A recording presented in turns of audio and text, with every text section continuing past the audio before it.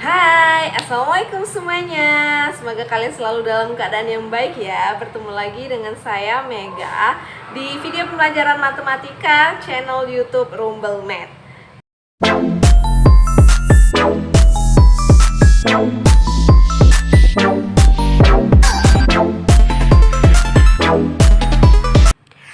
Hari ini kita akan membahas distribusi normal, di mana ada konsep dasar yang harus kita pahami. Yang pertama yaitu mean, atau yang sering disebut dengan nilai rata-rata. Yang kedua ada median, atau nilai tengah. Dan yang ketiga ada modus, yaitu nilai yang sering muncul. Ya, ketiga komponen tersebut telah kalian pelajari di kelas 11 pada materi statistik. Langsung saja masuk ke contoh soal. Jika ada sekumpulan data yaitu 1, 2, 3, 4, 5, dan 5. Datanya harus diurutkan terlebih dahulu dari yang terkecil sampai ke angka yang paling besar. Maka yang disebut sebagai rata-ratanya adalah jumlah seluruh data dibagi banyak data, yaitu 1 ditambah 2 ditambah 3 ditambah 3 ditambah 4 ditambah 5 ditambah 5 lalu dibagi dengan 7 karena ada 7 data. Maka rata-ratanya sama dengan 23 dibagi 7, mendekati 3,28. Selanjutnya yaitu nilai tengah, berarti angka yang berada di posisi yang paling tengah, yaitu angka 3. Jadi median sama dengan 3. Yang terakhir adalah modus, yaitu angka yang sering muncul. Ada dua angka, yaitu angka 3 dan angka 5. Beda halnya jika data yang disajikan berjumlah genap, seperti 1, 2, 4, dan 4. Untuk nilai tengahnya ada 2 dan 4, maka dijumlahkan 2 ditambah 4 dibagi 2 sama dengan 6 dibagi 2 sama dengan 3, maka nilai tengahnya adalah 3. Sedangkan modusnya atau nilai yang sering muncul yaitu 4. Baiklah, selanjutnya kita masuk ke kurva normal.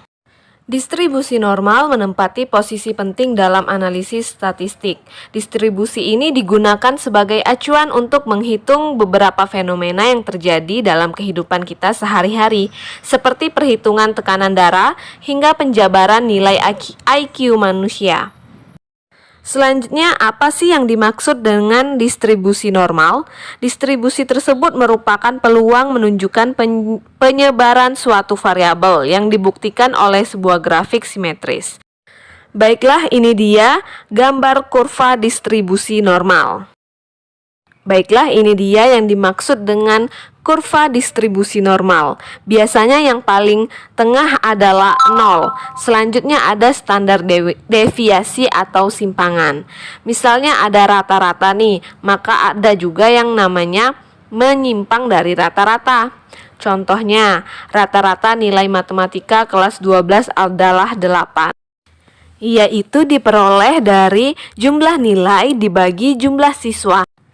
Walaupun nilai rata-ratanya 8, tapi ada yang menyimpang karena ada anak yang nilainya 6.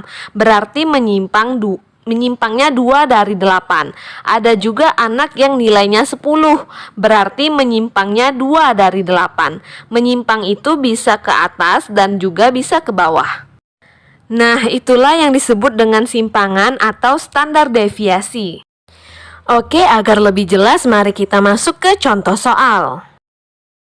Oke, ada sekelompok siswa di tes IQ kecerdasan. Diketahui rata-rata IQ-nya adalah 100 dan standar deviasinya adalah 15.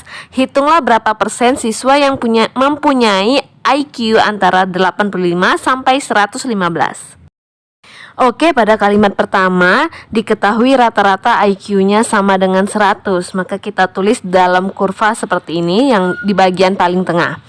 Lalu 85 berarti kurang dari 100, maka ditulis di bagian kiri. Dan 115 adalah lebih dari 100, maka ditulis di bagian kanan seperti ini. Untuk lanjut ke langkah berikutnya, kita perlu mencari garis metris pada tabel Z0 tabel. Dengan rumus Z sama dengan 85 dikurang rata-rata dibagi standar deviasi. Yang berarti adalah 85 dikurang 100 dibagi 15 sama dengan min 15 dibagi 15 sama dengan min 1. Dalam statistik tanda negatif berarti di bawah rata-rata.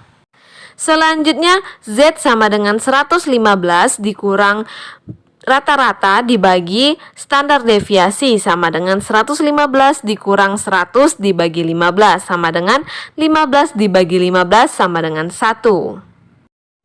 Selanjutnya, dari tabel berikut ini untuk Z1 kita fokus pada kolom 0 dan barisan 1,0, maka diperoleh 0,3413 atau sama dengan 34,13%.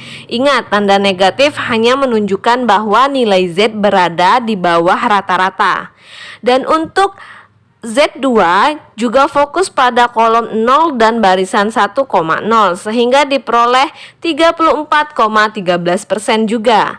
Karena yang ditanya adalah IQ antara 85 sampai dengan 115, maka daerah kurva untuk kasus tersebut adalah kita jumlahkan daerah Z1 ditambah Z2 sama dengan 34,13% ditambah 34,13% sama dengan 68,26%.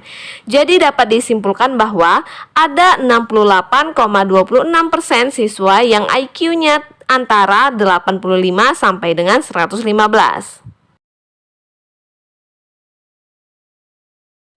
Oke, sampai di sini dulu pelajaran kita hari ini. Semoga penjelasan video ini mudah untuk kalian pahami. Jika channel ini membantu Anda, jangan lupa untuk tekan tombol subscribe dan share ke sosial media yang kalian punya. Thank you for watching and see you.